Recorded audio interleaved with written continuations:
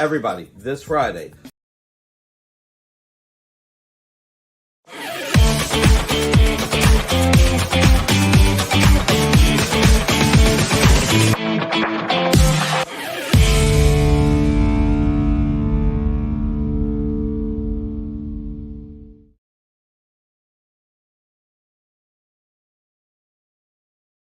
Hey everybody, how you doing? Yeah, well, you got to see Nick Ferrucci there for a split second. See, I'm on vacation and I'm not performing at 100% here on the channel, but it's all right. I've got a few more days of vacation here. Today was the big registration day over at the Pokemon Convention Center, so I got to wait in line for almost 2.5 hours to get my spectator badge. But yeah, looking forward to a fun event-filled weekend with my son and the rest of the family for that. But so we're going to have a pretty relaxed, laid-back show today. We've got Hakes that'll be joining us, and I've got a few calf-related announcements and a few other things to talk about. And, of course, Mr. Snork will be joining me to go over some of the art picks at the end of the show. But to get things started, we've got two gentlemen from Hakes tonight, at least to get us started. We've got both Todd and Kelly hanging in the green room. How you guys doing? How's it going? Good. Cool. Well, we were talking ahead of this, so we may have Sean join us. We don't know, but if he doesn't make it, we'll be sure to make sure that Alex knows to dock his pay. The next time. Payroll comes around, right? Yeah, he's well aware. Yeah, well aware. That's good. So, but Alex won't be joining us. I was actually hoping we could give Alex a little bit more grief to try to get him to go to OAX this year. But he'll get it. Don't worry. We'll pass it right along. Yeah. Good. I mean, he's got to come. It's like, come on. He loves the arts, and he had a good time last time. Even though I know he gets out to very few shows a year. I'd love to have him there one more time. That was it. Your show was it. That's the only show he's been to in a long time. So, right. So that's I'm hoping it's another one. Yeah. We'll put the pressure on him. So, you had your most recent auction that ended a couple weeks ago. And by all accounts, I know put out a press release after the show, but everything seemed to go pretty well. You guys it was a very strong auction. Yeah, we were happy with. Well, we're going to go over some of those results right now, but we were thrilled with the turnout. That's good. I mean, when the auctions are going on, do you guys monitor like web stats, those sorts of things, to see how many people are on the site? Constantly. I'm sure you're aware, but analytics keeps changing. Yep. How they measure. So it's kind of hard to compare. They recently changed the measurement parameters, but I don't want to get too deep into that. But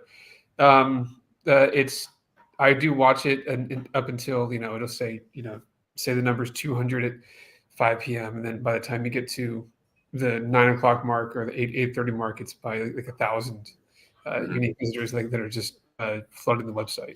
It goes pretty crazy, pretty fast, and it's you can see it when the bids come in. They're coming in droves. So we love it when people wait. It really makes the anxiety high, but it's a fun ride. You guys have like some kind of a speaker set up so you can hear all the bids coming in, or is there anything like that, or it's more just sit in front of your computer? I watch it like a ticker. Yep. Just paying attention. Yep. That is cool. So why don't we look at a couple of the results? I know that we've reviewed a lot on the preview, but I think Alex and you sent along maybe around like 15, 16 lots to specifically talk about. And let's see here. What do we got? There was that Moon Knight painted piece that was really awesome. And let's get this thing loaded here. Mm-hmm. This is my Hawaiian connection here. But now I guess I should have talked about the price first. What do we have? $35,000 was the winning bid. And you had it estimated in a range of 10 to 20. I mean, 30 definitely is a strong price for this piece. I mean, it's beautiful. And for anyone who wants to get this era Sienkiewicz artwork, they couldn't go wrong picking up this piece. This piece had a lot of attention in San Diego when I was there, rightfully so. It's really incredible in person, which I think I'm pretty sure that did help the end result. But I don't remember who ended up getting it. But the 10 to 20,000 estimate, as we've said it every time, art is always subjective. We all talk about it. We go to Todd, we go to Alex, we go to Sean. to say, what is this worth? And we always, at the end of the day, we say, it's, we're going to find out in the auction day what it's worth. It's a unique piece, and it is 100% Sienkiewicz, and it's incredible. So this one spoke for itself, I think. Yeah, definitely. I think I actually picked up a Moon Knight Sienkiewicz piece myself. Not something as nice as this is, but yeah, this is an era that if you for Marvel readers and whatnot, if you were seeing Sienkiewicz work on Moon Knight or New Mutants, you want to have a good example. I mean, and this is a great, fantastic example, of course. Yes. Wow. Well, congrats. Being fresh to the market really helped this one. Since Gary is not alive anymore, we couldn't ask him where he got it, but I'm pretty sure he got it directly from Bill. So yeah. So. All right. Well, congrats to whomever got it, and I hope it ends up on CAF at some point. That'd be nice to see it there after after it's in their hands. So let's see. Next up, this was the Alex Ross piece. Again, just went for a little less than the Moon Knight. This one went for $32,000 and change. But I know this one, was the piece that a lot of people were very interested in and got a lot of attention leading up to it because it had been published so many different times. And I'm sure, I don't know if as far as you being able to track pieces, I'm sure there were a lot of people who were following this particular auction. Yeah, this one had a lot of attention, obviously. We left the estimate open on this one just to see where it would land. It was the word unique. We keep using it, but yeah, I think they spoke, and that was the price it ended. So, but still an incredible piece. And then wherever it goes, it belongs on their wall. Hopefully, not in a drawer. But that's up to. Excuse the dogs in the room. Sorry about that. They're trying to get your attention, Kelly. They are. It's all right. Just lay down, bud. Lay down. Anyway, moving on. All right. Well, again, really nice piece, and we have a fair amount of Ross art on CAF, of course, but I hope we end up seeing this one on the site too when it's all said and done. But yeah, I mean, it's fun seeing a piece like this. I know you guys were excited when you got it consigned to the auction. Yeah. Well, it's a piece that, with it being painted like that, it really, it could come right out of the Marvel series. It has that like man on the ground view and such a classic image. So, yeah, no, without question. I mean, one of a cover that's probably had more homages made of it than any other. I mean, maybe for sure. Yep. Now let's see. This was the one that we I think kind of kicked things off PR wise for this auction. It was the Sam Keith MCP cover to issue 99 with Ghost Rider on it. This one went for just shy of $30,000, $29,854. Again, these things don't come up often enough, and I'm sure there had to have been a few people who were just eager to put this into their collection because again, you just don't see them too often. The interior pages to Sam Keith MCP, whether especially like the Wolverine stuff, almost never comes on market. Those change hands collector to collector so often, but never really in public forums too much. So this was a great piece to see. This was another one that was sort of buried in a collection and hasn't been on the market. And, when something like that kind of comes off the wall somewhere else, it's a good chance for somebody to get a hold of it and add it to their collection. Yeah, definitely. This is, I've always wanted something by Sam Keith, and I probably will never own a cover, but I'd love to get, some of his interior work, especially from his MCP run. That to me is my favorite work of his. And there's certainly a lot of people might pick some other things, but this would be the era that I'd want to get something from. Agree. Let's see what else we got. The Scott McCloud Zot #1. Now this one, I had no idea what something like this would go for because it's just not my, not an area that I follow market data wise. There really isn't much out there for it. You guys had this thing in the $10,000 to $20,000 range as far as an estimate. It ended up selling for $21,417. Again, it's something like this. It's really hard to kind of put a a good estimate on, just because there isn't a lot of market data for something like this. But Yeah. realizing this price clearly just shows you that there's a lot of interest, from specific people wanting to get this cover. Yeah, to get number one, and again, it's been, buried in a collection probably since, it came out. So Scott McCloud's not, you don't see a lot of pages come up, and then for the cover to one come out, it was a little bit of a wild card. I mean, we expected it to kind of take off, but we also weren't sure. So we were happy with the result, of course. Yeah, definitely. Marcus says it's elementals adjacent. I guess you could say that arrow-wise, but yeah, it's just cool to see this thing, make its way to the market. I think, I think a lot of people were probably surprised to see it, especially if they remembered reading it back in the day. But the 21,000, definitely a strong price for that. Yep. Let's see here. Then we've got the Walt Simonson. This was one of a couple of different covers that you guys had. This one went for $15,000. And again, you never know what stuff like this is going to go for, because Walt stuff just doesn't come to market too often. But, exactly. Yeah. Sorry, go ahead. No, I mean, I'll let you guys talk about it. But I love seeing this image. I mean, it's so cool. It's so 90s, and has all the trademark stylistic choices that Walt made in his Thor run, and so you can see why people would love to have this piece. I wish I could say this one was a easy get as a consignment director, but not that he was unwilling. It was just a lot of communication went into this one. So the good work, hard work paid off, I would say. I think it did everywhere.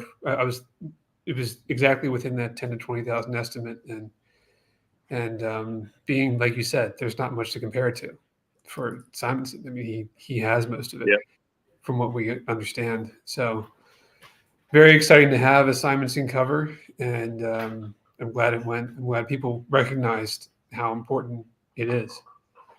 So great piece. Yeah, definitely. Now, I mean, I know like how the bidding process works on Hakes, where there's the extended bidding, which kind of keeps it so people can't snipe one another. I mean, what's right as far as like some of these pieces that we're looking at tonight? Did some of these pieces go a little bit longer than you guys were expecting into the evening? Because yeah, most of them did. Yeah, I would say everything we've seen so far was getting bids. It was probably sitting 7 o'clock, 6 o'clock that night, half of where it ended up. Like it really is that last moment that does it, and it's a lot to watch, and it's very exciting to watch it happen. Well, this is a very nice piece. Yes. Now, these were now I remember Alex was talking about these that were the daily strips. So we had 5 early John Romita Sr. strips from 1980.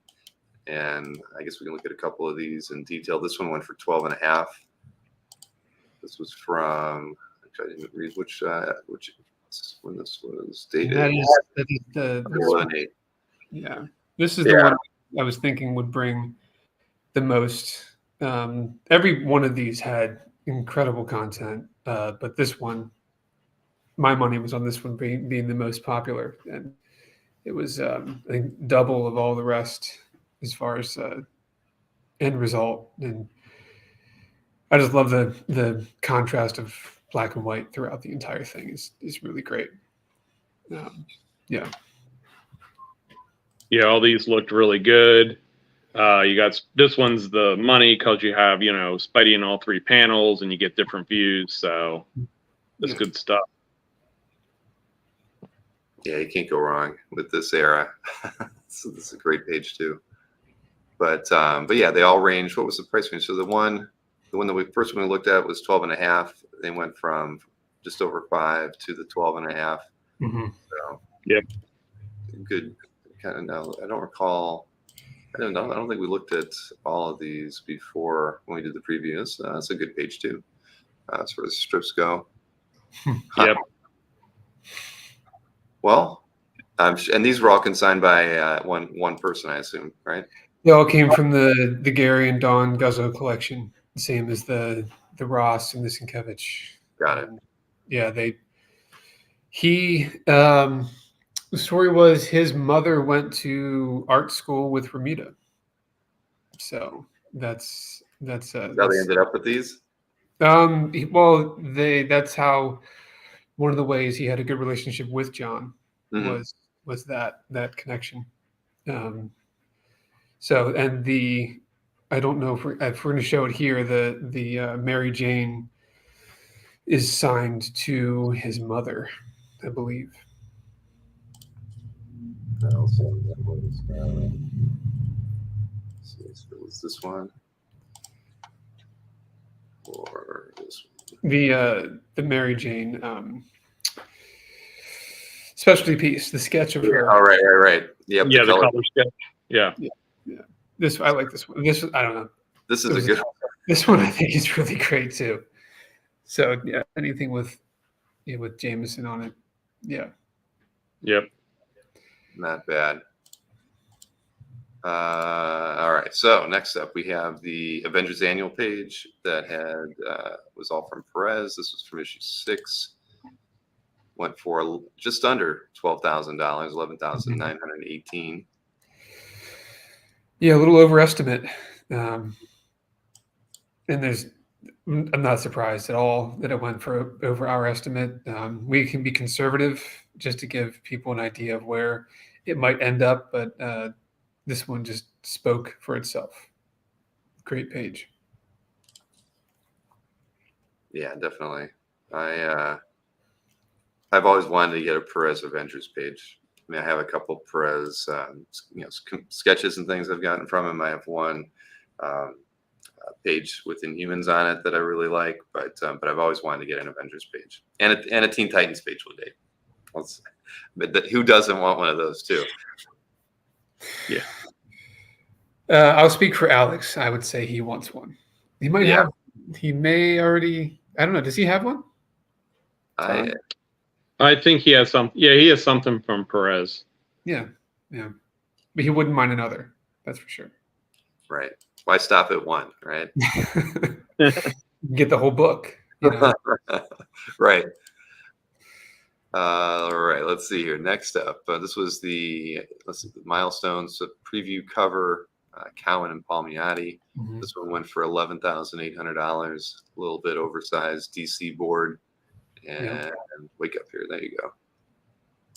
Yeah, we don't have the best internet here. No, it's everything's calmer and slower and more relaxed in Hawaii. They don't need to worry about fast internet. It's fine. No, not at all. It's kind of worked against us a few times. That is so true. Because it's so bad. I've found myself spending less time checking my email. There you go. It's just telling you to calm down and mm-hmm. go out to the beach. But for now, we're going to look at this piece of art. This is technically the first appearance of the Milestone crew. If as far as published cover first appearance, this is it. This is before any comic ever came out. And I think it's very cool that we were able to offer it, considering they were owned by Diamond Comics, who originally published this. Mm-hmm. So I think it's a nice segue. This came from the same consigner as the other Milestone piece that we had. So he's a happy consigner. So yeah, that's always a good thing. And you get Palmiotti inks on this Cowan piece, which is always very nice. And I like that stuff a lot. Definitely during this era, very nice piece. Mm-hmm. Here we go. Here's the piece you guys were talking about earlier. This one went for just over 10. And a little overestimate on this one. Right. Well, oh yeah, just a little. Well, these again are harder to figure out, right? Because there's a fair number. This one was. I mean, we talked about the estimate, and many people, it'll go over that. I'm like, yeah, probably, but we'll leave it conservative for now. But you can see why. Caroline was Gary's mom, so that was so this was at their place with everything else. So yeah, and you can see that time was put into this piece, that he like took his time. It's nice and clean. It has some extra shading, and to do it in color like this, it's just a great looking piece. Yeah, I mean, I was going to mention there's a fair number of Romita Senior figure sketches out there like this, right? I mean, certainly Spider-Man headshots and those sorts of things, but pieces in color, not too much. I mean, I've seen a lot of different things that Mike's had or has, and I can't even think of any color pieces. I mean, a few maybe tonal pieces that might have been done in something other than graphite, but nothing like this that's in full color. So yeah, everybody's having a good time with me being in Hawaii. Thanks, guys. But yeah, but hey, look at Mary Jane. She's kind of in swimwear, right? She could be out on the beach. But yeah, this is great. I mean, when I saw it, I even thought, wow, this would be a piece that I wouldn't mind getting. And I've seen a few, kind of full figure commission style pieces that he's done. And I always kept thinking, Mary Jane would be the right one, but I've never seen the right one. Then you see a piece in color like this, and you're like, shoot, if you're going to get one, this would be the one. Yeah. To get. Strong price for that. But it's got provenance too, so that's an added kind of benefit to picking up this piece. Now, the next one went for $8,850. This was the Dick Giordano cover. I'll get this thing highlighted here. So again, just above, well, I guess it's right in the range, in the high end of the estimate that you guys set for it. Yeah, this was a good one. Yeah. We've I wouldn't say we've been featuring a lot of Dick Giordano artwork, but his name keeps coming up on the channel a lot. I mean, obviously he's where would DC Comics be without him and Neil, really? And yeah, for sure. He's just got a definitive style, and he definitely left his mark on comics. So this is a nice one. You get a good Batman image on it. Mm-hmm. Yep. I'm not saying that anymore, Marcus. I'm taking that out of my lines tonight. I wouldn't mind getting that one. That was my last on the Romita Senior. I'm not going to say it again after that. Okay. All right. I'm gonna try. But are you sure? So you're not gonna say about this one? You're not gonna say I wouldn't mind getting one on this one? I mean, as a Marvel guy, I don't know. I've actually never seen. I can't say that Dick Giordano is somebody who I've looked at something. I said, oh, that I want to get a piece from him. But I'll never say never. But yeah, it's tough for me. Not really. I didn't read DC stuff. Superman, Batman. I mean, as much as cool as Batman is, I didn't read much Batman growing up, so it doesn't have the nostalgic factor isn't really there for me. There's always something for everyone. So that's right. Yeah. Yep. Now, Dave Gibbons. This was a comic book cover that was from what? Action Comics Annual 3, 1991. You guys had 5 to 10 on this. This one for just under $8,500. Yeah. Yeah, I think that's a great cover. Just a solid, clean image, I think. Yeah, no, it's nice. You can always, Dave's style is so distinct. The way he's just got these, this tight line work on there, and yeah, I like that. Guys, but yes, very nice piece, and I'm sure the buyer is very happy to have this one in their collection too. And we should add, I know that you're probably actively getting works in for the next auction, which is what, probably 4 months from now? November. November. Yeah, November. So what's the what period do you take consignments from? Before you have what's your cutoff? I started taking consignments about a month ago. Where are we at now? Before this auction was even over, we were taking consignments, and until about September 20th to the end of September, roughly. But the later you wait, the harder it is. But yeah, we have about a month and a half left to get things in. So yeah. So yep. So what are what's the best way to reach out to you guys to talk about consignments? You can email me at mkelly@hakes.com. You can email hakes@hakes.com, comicart@hakes.com.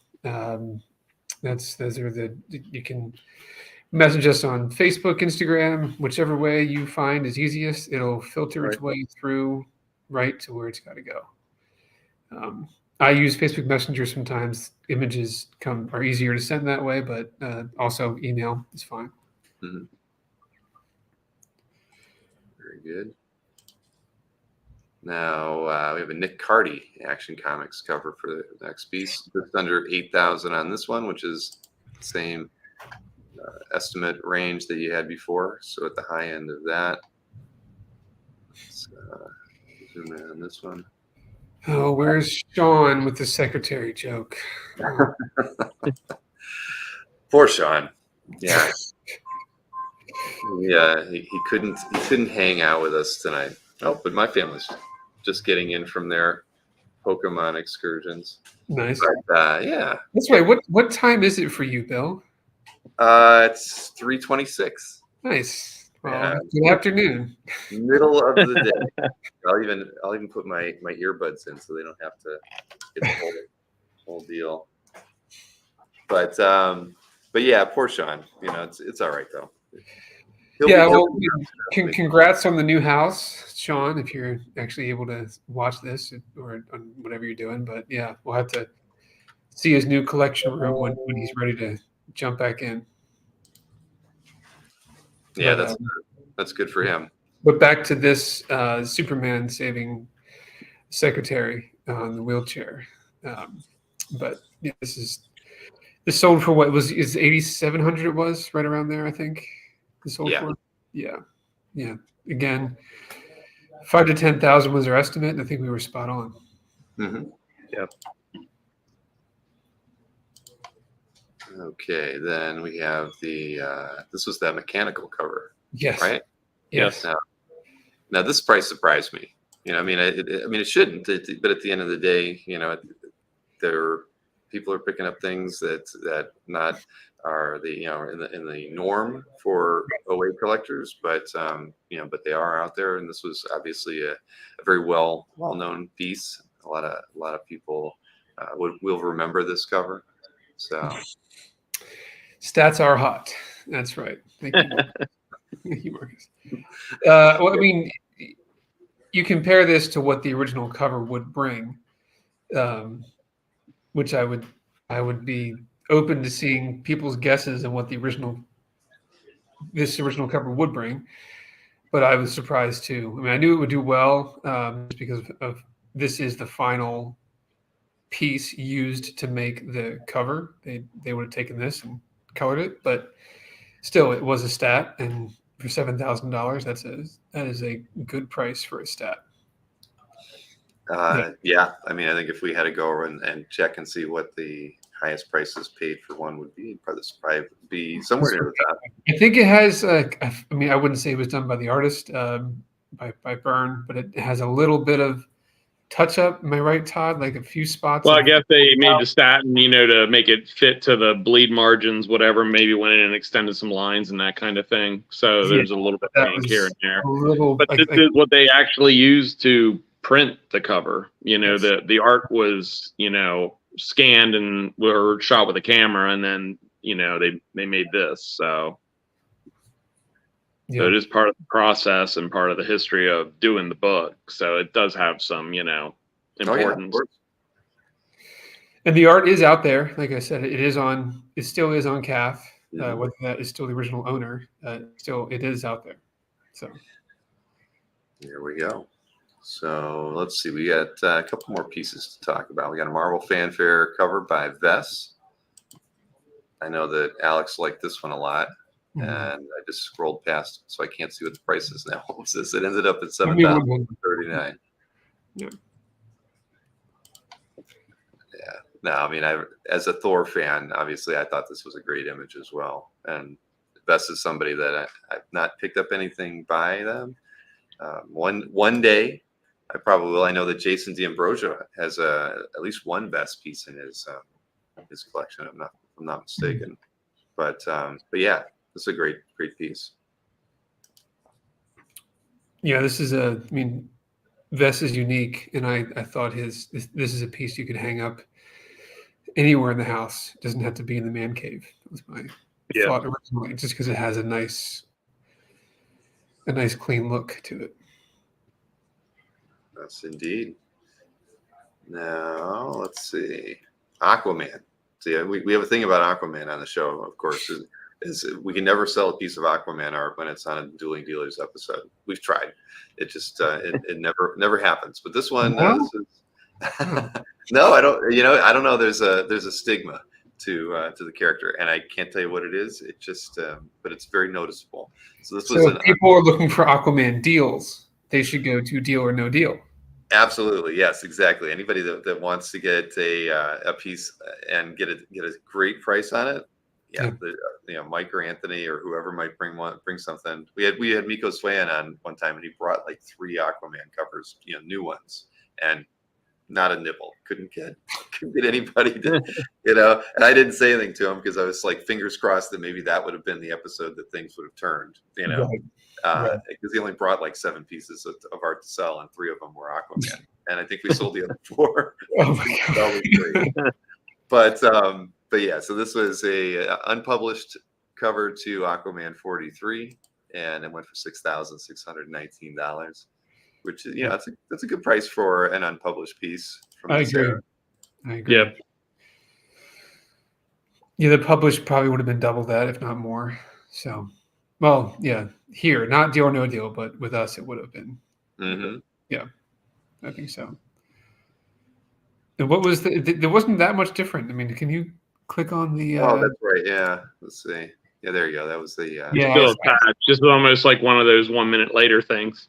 Yeah. Right. Oh yeah. Right. Yeah. Yeah, they laced him up for that one. Yeah. But see, this is him getting this is the 1 minute later, right? He got free just before he got squished. Yeah. Interesting. No, not enough peril in that one.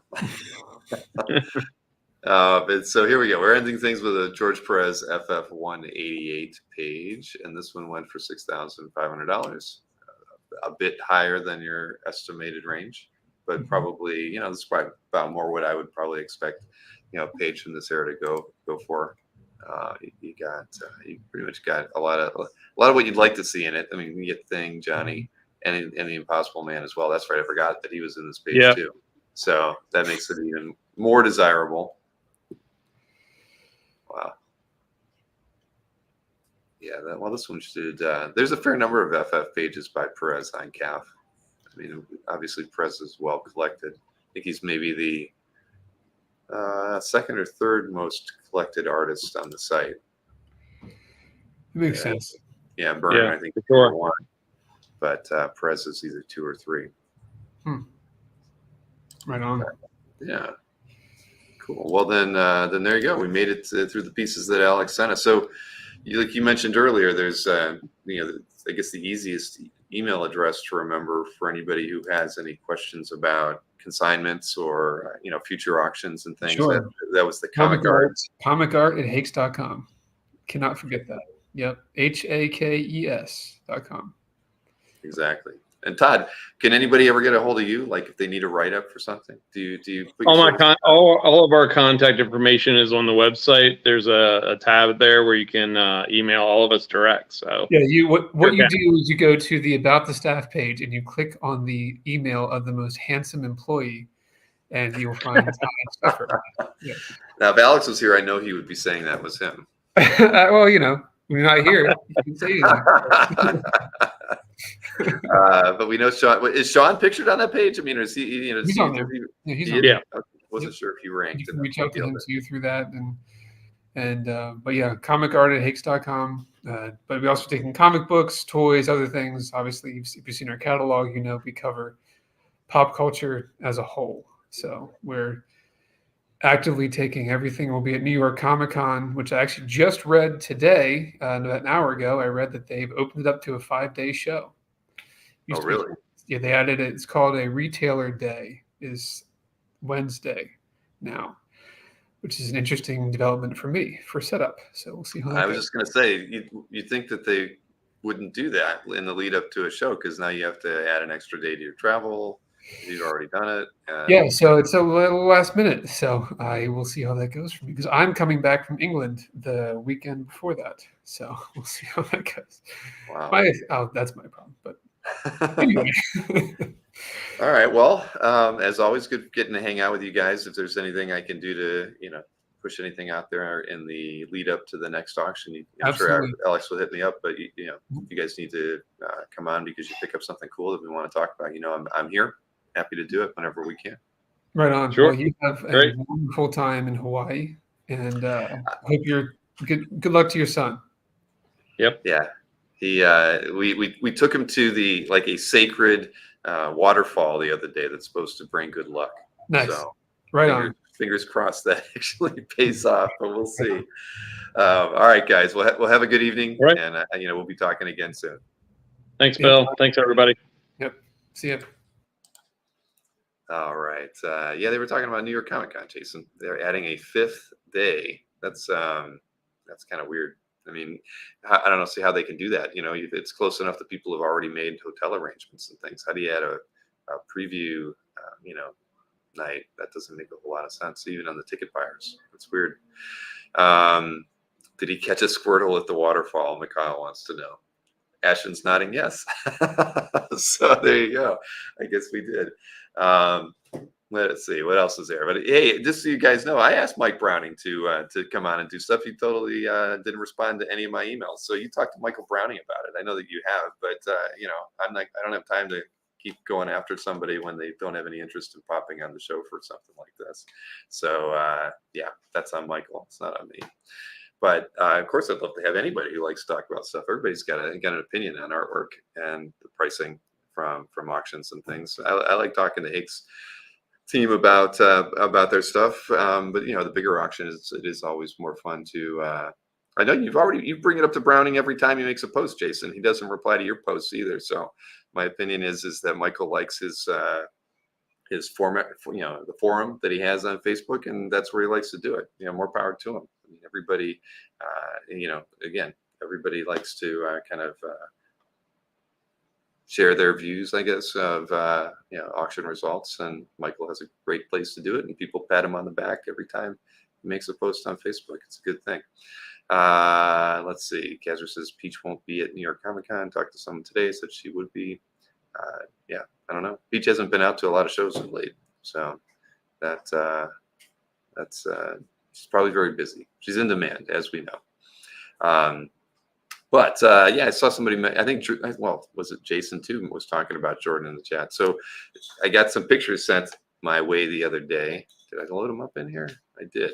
Yeah. So Dino sent me a couple pictures. He was actually in Vegas and in Hawaii not too long ago. So when he was in Hawaii, he was hanging out with both Jordan and Jordan's wife, Crystal. You see that? I don't know where they're at there, but they're having a good time, clearly. And when he was in Vegas, where was he? He was hanging out with Daryl R. Look at that. They've got their bibs on. They're ready to crack some crab, it looks like. And it looked about to get messy. So one of these days, I'm going to make it back to Vegas. I'd love to meet and hang out with Daryl and Jeff Wedding, because we know those guys are the Vegas contingent. And and I should say that I actually went and saw Jordan the other night too. So there you go. We got to hang out, talk for a little bit. Had dinner with the family. Crystal was there. My family was there. Had a very good time. Look at that. We pretty much had the whole restaurant to ourselves. It was an odd off night apparently, where we were at downtown Waikiki, but we had a very good time. So there you go. See, some vacation shots. I haven't posted anything really to Facebook, so there you go. You get something. Black Viper Adorn. I'm sorry to hear that, but I'm sure there's a cream or something that might take care of that. But what else was there? Somebody was mentioning that I should go to some movie locations. We did do that. That was I did change my Facebook cover photo. We went to north side of the island where they filmed stuff for Lost and King Kong, Jumanji, the Jurassic Park, Jurassic World. Trying to think what else was there. Maureen's nodding. I don't know. I can't remember what all was filmed in that area, but it was like some 4,000 acre preserve that they drove you through on utility terrain vehicles. So, you know, it was a good time. But yeah, I'll share some more photos at another time from all of that. Boy, you guys are having a good time. Nick Barucci's in the chat. I'll be joining Nick on his show tomorrow night at 7:00. He's I don't know the details, but he said that there's something that was in the making for a very long time that revolved around something that happened during probably the last Comic Art Live event, and he wanted to share that with me, and so I'll be hanging out with him tomorrow for his show at 7 p.m. Eastern. Very good, Nick, very good. 70 people watching and only 32 likes. Yeah, what's up with all that? Come on, we can always do better than that. So beyond that, what else I got going on here? I can tell you that we sent out a mailing for this earlier in the week, and probably people have been seeing stuff on Facebook and other social platforms mentioning that the Eddie P Comic-Con is not this Saturday, but next Saturday. And I can tell you that Kazra is going to be going to that. Of course, the Collections in Black that Big Phil put together is going to be, it's not on display at the show, but it's nearby. If anybody's in the area, I would highly encourage them to both see Collections in Black and hit up the Eddie P Comic-Con if you can. They've got a few charity auctions going on there. Several creators that were close with Ed are also going to be there. And you can see Kazra in person. So there you go. That is on Saturday, August 24th. So it's a one-day show from noon to 6 p.m. Eastern Standard Time. And yeah, he is. Yeah, that's true. Nicky the Steak. Yeah, Nick only eats steak these days. I've seen that. I follow him on Instagram and Facebook, and he does. He only has steak and some great desserts. Kazra said that Tyler T will be there as well. But yeah, so it'll be interesting. I'm sure we'll have some kind of film and photos from the Eddie P Con after it's all over. Poor Tyler. Tyler got COVID at Heroes the year before, and he's not able to live it down even now. But it is what it is. Kazra. I'm going to take Kazra's word for that because I've never got a hug from either one of them. But yeah, for those of you who want to and has the experience, at least maybe Marcus might know. He's probably got a few hugs from Albert in the past. Let's see here. So Oxmoor for steaks. That's Nick's. That's probably not a bad idea, Nick. I don't think I'm going to be going to New York Comic Con this year. I think Kazra may be going, but I don't have any plans to go to that show right now. Too many things going on in the fall. But I can go ahead and show you my schedule because I do have, did I update it a little bit? I think so. So I don't have a show tomorrow other than the one I'm doing with Nick, but on Saturday I will have one more show here broadcasting live from Hawaii. That will be on Saturday, 2 p.m. Eastern. What is that, 8 a.m. Hawaiian time? Oh my gosh, I got to get up early for that. But I'll be doing a sales show and interview with Jeff Moy. I've already got all of his artwork. I guess I should have maybe queued up some stuff and I could have showed some of it to you. Maybe I'll do that after I get done with this, just to kind of, no, I won't. It'll be a surprise. There's a lot of, if you like Legion artwork, I'd say more than half of the artwork is Legion based and some good stuff too. There's really, really, really nice title page in there. And Jeff actually brought some kind of higher end pieces. So that was kind of interesting to see. I mean, we had a sellout the last time we had Jeff on, I think 5 months ago. And so he went digging into the Jeff Moy vaults and found some other things he thinks will be of interest to all. And he did some commission style pieces too. Yeah, is Margaret here? I don't think I've seen Margaret in the chat, but I'll have a mailing going out tomorrow for Jeff Moy, so everybody will get to see all the pieces. I will put everything in there so you can see everything that he's got. I've got Michael McIsaac on for an interview next Tuesday. Richard Pace will do an interview art sale the following weekend. Kazra and I will be doing an interview with Jose. He's well, many of you probably met him at OAX. He's a card art collector extraordinaire, right up there, along with Miami Steve. So I'm looking forward to talking with Jose. I've seen him a lot, but we've really not had too many opportunities for he and I to talk. And I'm looking forward to hanging out with him. I've got Brian Hitch back on to do a art sale and interview that will be primarily focused on various Avengers related work, because we've got some new material and some older stuff of his that I've not shown anywhere yet that we'll be doing it on the last day of August, the 31st. Then a few other interviews, previews coming up. I'll have Yoshi, who I finally got to meet in person at San Diego a few weeks back. He'll be part of the Japan Comic Art Expo crew, and it says 9 p.m. I always forget, we always do those shows late at night on a Saturday, but that'll be fun. I think it's all going to be pre-done work, no commission opportunities or anything like that, but looking forward to hanging out with him. And Kazra's soliciting interviews in the chat. Thank you, Kazra.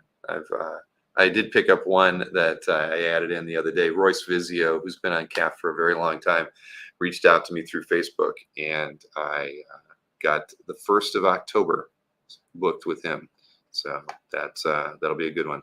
And Ed McGinnis and we have not reconnected to figure out when we're going to have him on for that rescheduled art sale. So I don't know. I'll reach out to him again, or maybe I'll have Jim McLaughlin poke at him, and we'll try to figure out when we can get him scheduled. I know he did a personal art drop not too long ago. It's not going to happen, my friend. So there you go. There you have it. That's where things are at. And I really have nothing else really. Well, I guess I could talk about a few other things before I bring. No, we won't. We'll bring Chris in. He's ready and raring to go in the green room. I gave you the signal. I was like, yes, exactly. Man, it's really gray at your place when you wear a gray shirt, man. Look at that. It's like, yeah, gray beard, gray shirt, gray walls. Yep. So how you been? The only color I have is art. That is true. By design. With that. No. Yeah. You got a lovely floral arrangement happening in the back there. Yeah. It brightens the room. It really does. Can you? I've been drugged this plant over here to kind of add a little depth to the room, because it was in the corner, and I'm like, nobody can see that over there. You're in a set dressing now too. I am. Yeah, I can't reach it now that I've got the earbuds in. I've got a couple of inflatables in the room for when we go to the beach. But I can tell you, it's been the most relaxing trip I think I've ever had. It's kind of weird. I've actually treated it as maybe it's because the internet was bad here too, but sure. I can't say that I've taken a trip where I felt this like just calm and relaxed. I know we've got. That's good to hear. Yeah, it really is. We played cards last night. I mean, I'm literally not. I'm trying to think as little about work as possible, because I know the next few months are going to be really hectic and everything. But I haven't felt. So you're in Waikiki? Yeah. Did you happen to visit the brewery that's on the main drag there? We did go to the Maui Brewing Company a couple nights ago. I know there's another one like right down the street. I did not. Yeah, there's a little one that's like right. We stayed at the Hyatt, and like on the same side of the street on the corner, like before you get like to the cross street by the Hyatt, there's a brewery there. All right, I'll look that up, because I know there's a third one around here too, but I think it's a little bit further than I can walk to. But yeah, the Maui Brewing Company was pretty good. I was happy with that. Yeah.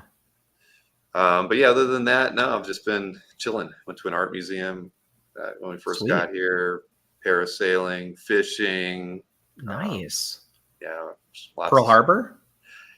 That's the only thing we didn't do, and I kind of regret that. We didn't read up on it a lot before we came here, and we kind of felt like most of that stuff was really schedule based. Like, you had to book it for sure. 30 days out, and we really didn't start booking any places to go to until about 2 weeks out. But when I met Jordan a few nights ago, he said, "Oh yeah, and we had a car at that time." He said, "There are things you can do just driving up, where you can do some kind of foot tours." But we ended up not doing it. So that would be the only thing that I regret not kind of allocating time to do. So it'll just give me a reason to come back to Hawaii someday. Did I use an aqua bong? I don't know what you get. No, I did not. Kona Brewing Company, says James. Yeah, I think that is the name of the other place. Is that the one you're thinking of? That's the brewery that makes like Big Wave, and this place was called, it may have changed names or changed hands since I was there. I was there like 4 years ago, and I want to say it was called Waikiki Brewing Company. It was very like a generic name, but yeah, I think that's what it's called now. Okay. I think Kona might be the one that's like 4 miles. That's a big brewery. Like you can get their beers here. So okay. I know I've seen the name, but have I seen Dog the Bounty Hunter here yet? No, I have not. I have not run into him on the streets yet. But yeah, at least James says it's on in Waikiki as well. I don't know.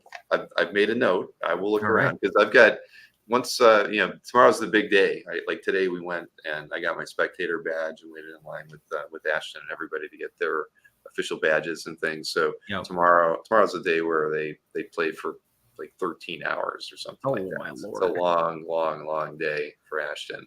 So I wish him luck. Yeah, exactly. He's feeling confident. So we'll see. That's good. That's good. It's the waterfall. Exactly. Yeah, that was kind of fun too. So yeah, man, I'm telling you, we've hiked. We've swam. We've done pretty much everything that I don't normally take personal time for. So yeah, very good. Cool. Very relaxing. But yeah, so the next couple of days, there's a couple other collectors that are in the area that I hope to run into while they're busy. So I'm trying to set up either a lunch or a dinner with someone tomorrow, and then again on Saturday. So we fly out on Sunday right now. Okay.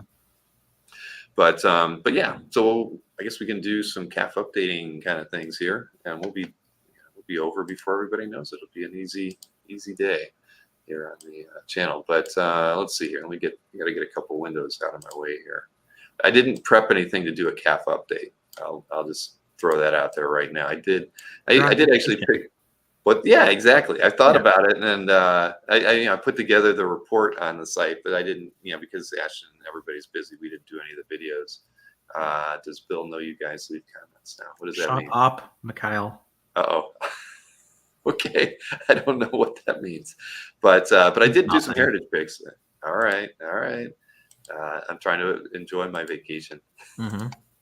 All right, what do we got here? I did pick some heritage stuff here. We can look at that. There was only a couple pieces. It was kind of weird. I went through it, and there, it's starting. It was, at least with this week's stuff from heritage, it's kind of seeing so many things from Palmer, right, and Milgram.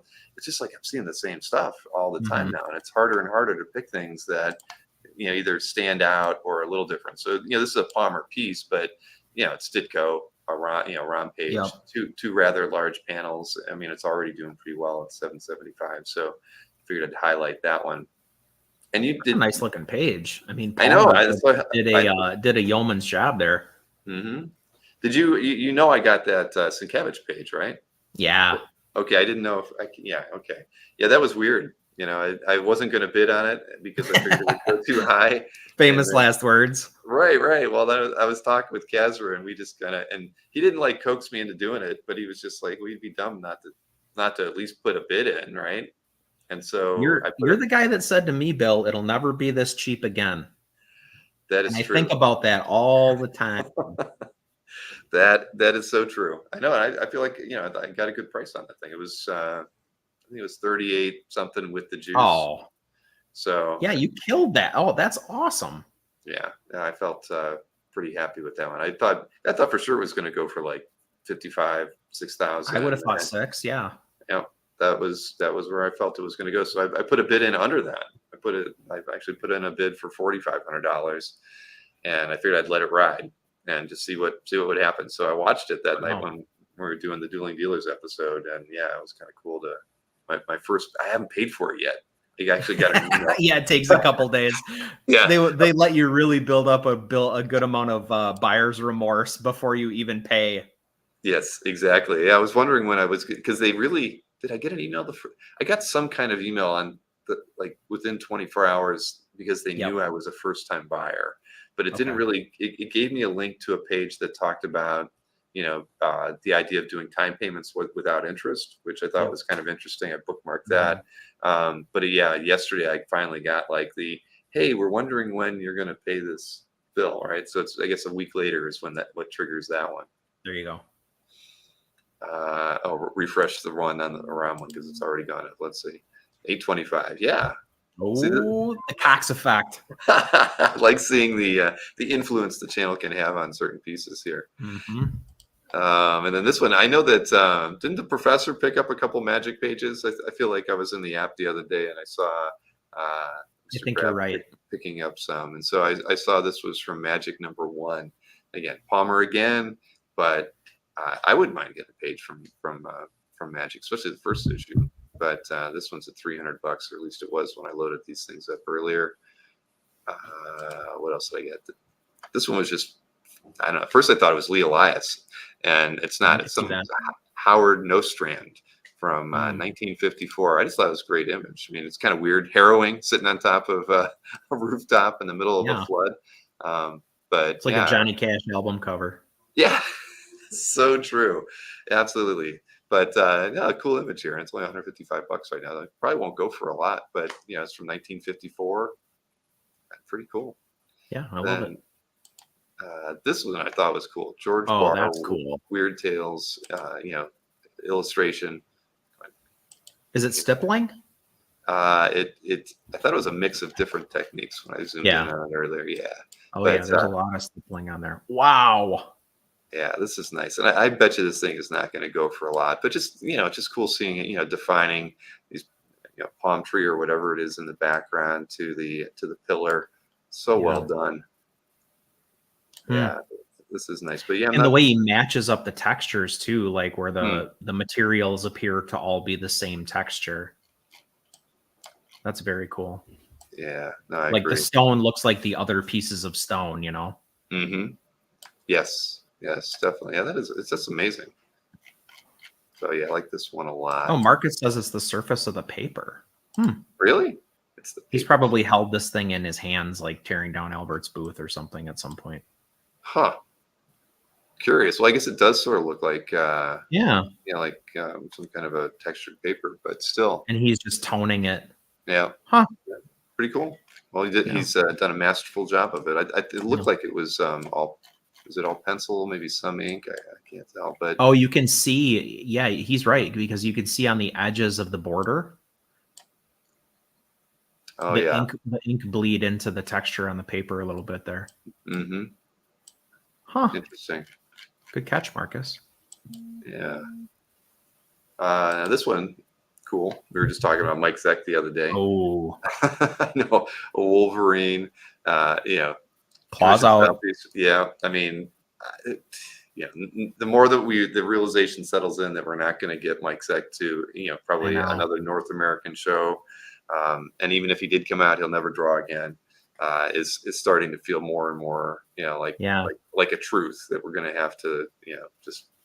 I mean, ostensibly, like he retired, right? And he means it. And good for him. I mean, he worked a long damn time. He did. He really did. But yeah, so seeing stuff like this, I mean, I want to get it, right? I think everybody could probably feel like that. And this is a good one. I mean, beauty. His Punisher pieces are really nice too, but I'd want to get an X-Men piece. And for sure. So this would be the one. He's got a couple famous Wolverine drawings under his belt.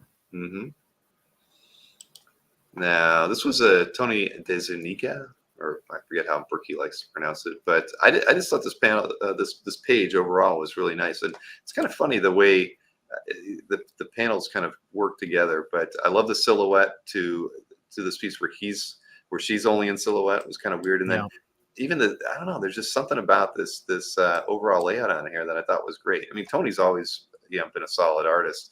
But even seeing this first panel that's all kind of wash tones and whatnot, and then going into these other ones.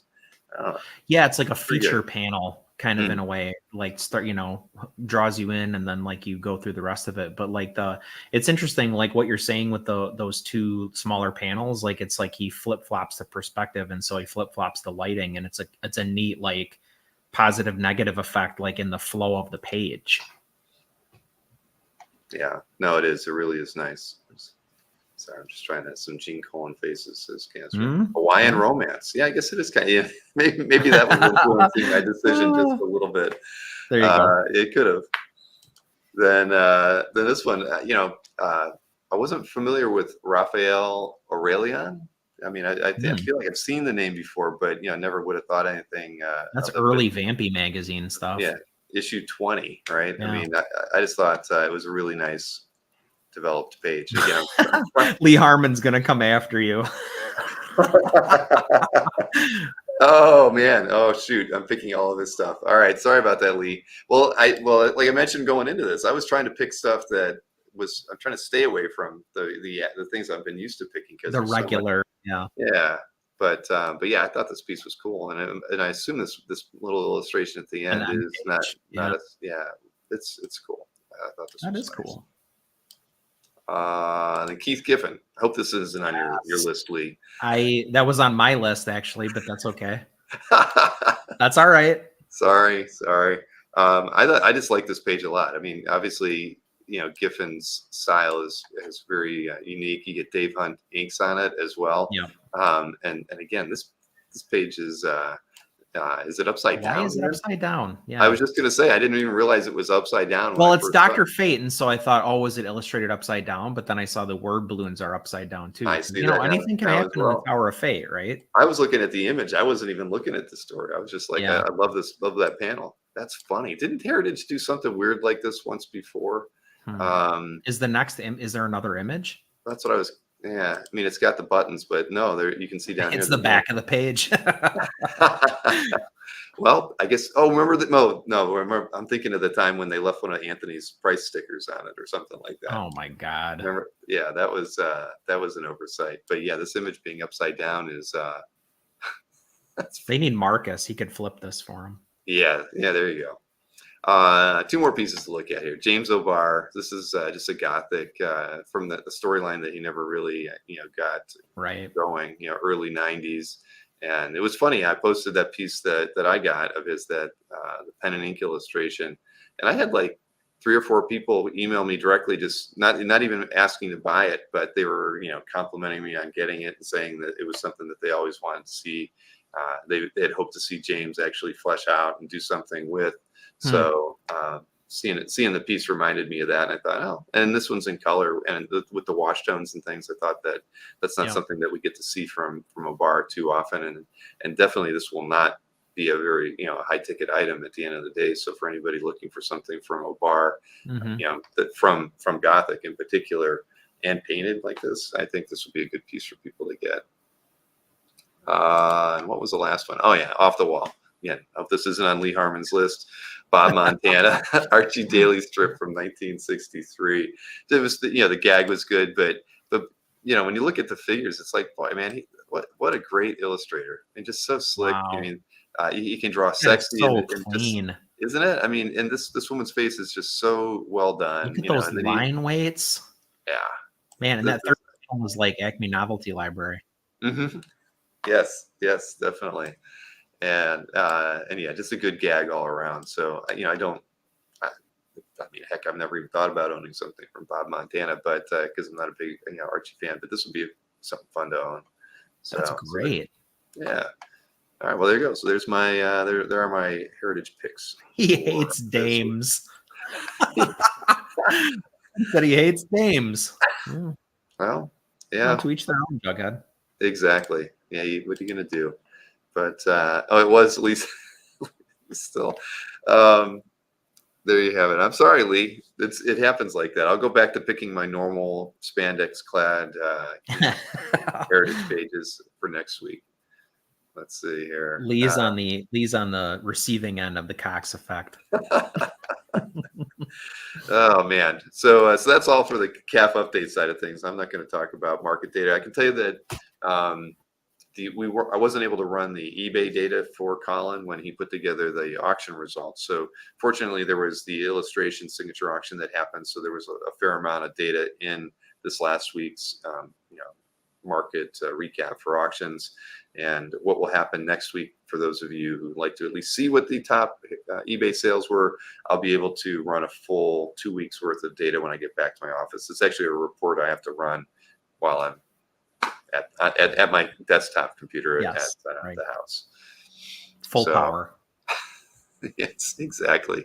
Boy, yeah, there's a lot of that out there. So let's see here. Let me get our picks and things ready here. So actually, you know what? Before we do the picks, all right, I forgot. I do have the video clip from Nick to play. I forgot I loaded that in here. Yes, so we have that. So again, I will be on the show with Nick tomorrow, talking about something special. All he told me was it was 30 years in the making. Maybe we'll learn something. 30 years in the making. Wow. That's a long pursuit if it's something that yes, he it picked is. up as something related to a Comic Art Live event. But yeah, let's take a look at what Nick is talking about for tomorrow's show at 7. Everybody, this Friday, August 16th. I'm glad on this take I got it right, because I said August 19th previously. At 7 p.m. Eastern, 4 p.m. Pacific, the original art experience, I am back. And fourth time might be the charm, because 3 Fridays ago, San Diego Comic-Con. 2 Fridays ago, Spencer and Skylar did the show for me, which was great,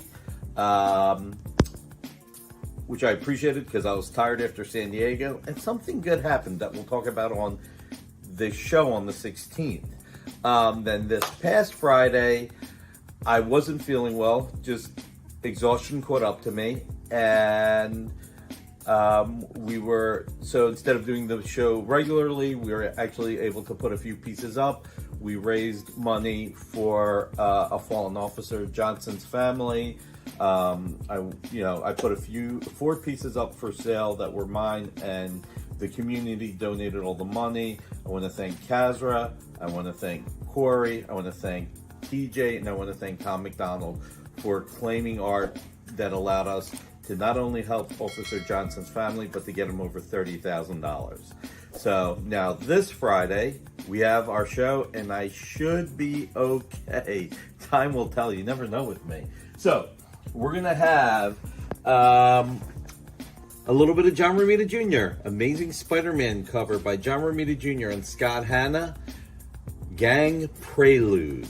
Then we're going to have a Daredevil 5 cover, pencils by John Romita Jr., Blue Line inks by Scott Hanna. You know, when you saw the She-Hulk show, She-Hulk and Daredevil were friends. Here, they don't look like they're friends. I don't know. Anyway, we're selling this as a pair, pencils, Blue Line inks, and should be really awesome. Then we have 4 pages of The Sentry by John Romita Jr., and you never know, I might make these $100. Maybe, maybe not. You have to tune in Friday to find out. Now, I didn't get to everything last week. I didn't get to the Dreadstar, but I'll get to the Dreadstar this week. I didn't get to the X-Men 208 last week, but I will get to it this week. I didn't get to the Turok cover last week, but I'll get to it this week. We also have Ultimate Spider-Man 157, pages 8 and 9 by Mark Bagley. And I believe these are inked by Andy Lanning. We have a Spider-Man number 8 cover with Spider-Woman and Hulk. I'm sorry, it's a Spider-Woman number 8 cover. Makes more sense why Spider-Woman's on there. Then the Jim Aparo Aquaman will make it on the air. The World's Finest by Don Newton. The Evil Ernie cover by Joyce Chin. The Superpowers pages by Edgar Salazar, plus his Power Girl pinup, plus some of the other art. Plus, we're going to have a few cover roughs of Spider-Man and Tombstone and Daredevil, all John Romita Jr., and then quite historic, when they were working on the Superman miniseries with Frank Miller. John was designing new Superman S's, and so this is his model sheet, so that's a piece of history. And then we have the new Parasite that was used in Superman that John designed. So these are pretty historical. I'm going to show something that's not for sale, because this Daredevil cover I love and I'm keeping for myself. And then behind here, I will be showing this on Friday. I have something that was somewhere between 35 to 38 years in the making. And I didn't even know it was 35 to 38 years in the making. But I have picked up a piece of art that completes something that should never have happened. And part of this started at CAFCON Live almost 2 years ago. And I got a step closer and a step closer. And now it's something complete. It's going to be awesome. Bill Cox is joining me on Friday, so we'll have a lot of fun with Bill. So Friday, August 16th, 7 p.m. Eastern, 4 p.m. Pacific, the original art experience. Please show up. It's going to be a great show. Who knows? Maybe I'll do a best offer with some of the art. You never know. So hit that thumbs up. Share. Sharing is caring. See you on Friday, everybody.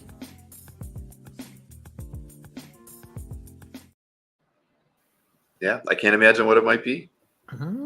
Well, it's art related. We know that. Yes, and it looked like it was framed. And Mhm. Goo has a good idea. Maybe is it Casada related? I mean, I guess that's possible. But yeah, we're gonna find out tomorrow. I'm gonna find out live with everybody else. Awesome. 'Cause I'll be watching.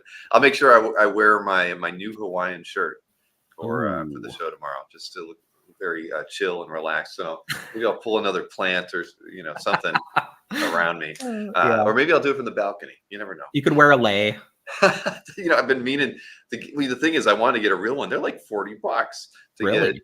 Yeah, they're not cheap. I was a little surprised. So maybe if I can find a fake one like I have back in the house in Florida, I can bring one.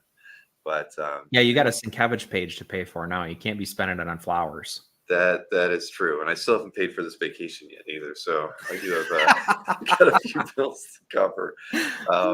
Carl says crisis related. When did crisis come out? That is a good thought. Oh, he says no. No, not crisis related. Okay, well, we'll have to be in suspense for another 24 hours. Black Viper Endurance says I can get a cheap lei at Costco, and that's Probably. hopefully inside the store too. We're talking about. All right, so And hot let's dog. see. That's right. They sell them right next to the hot dogs and the what do they call those giant drinks? The big gulps or something like that. Yeah. All right, cool. Well, let's jump in and talk about our picks for the week. And All right, I'll be brief so you can get back to vacation.